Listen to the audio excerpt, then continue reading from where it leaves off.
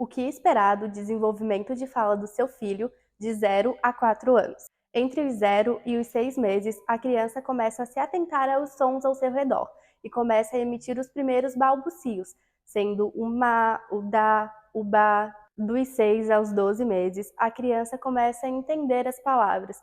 Então ela começa a entender o significado de mamãe, de papai, e ela também começa a juntar as sílabas. Começa a aparecer o dadá, o mamá. Dos 12 aos 18 meses, a criança começa a emitir as primeiras palavras e começa uma expansão no vocabulário.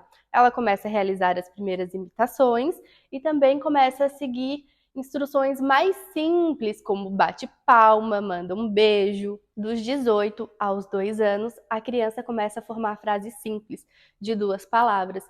Então, aparecem aquelas frases do tipo, dá água, vem mamãe, e o vocabulário segue se expandindo. Nessa fase, a criança já deve apresentar mais de 50 palavras. Aos 2 anos, a fala vai ficando cada vez mais complexa. A criança já apresenta mais de 300 palavras e essa é a fase que os porquês começam a aparecer. Aos 3 anos, a fala da criança avança bastante.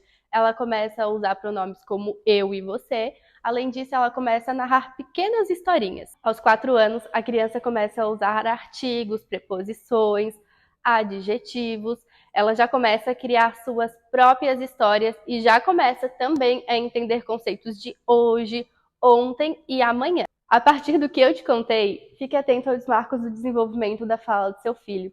Se você percebe que ele tem algum atraso, procure um fonoaudiólogo. Aqui na Crescer, a gente tem um time de especialistas prontos para te ajudar.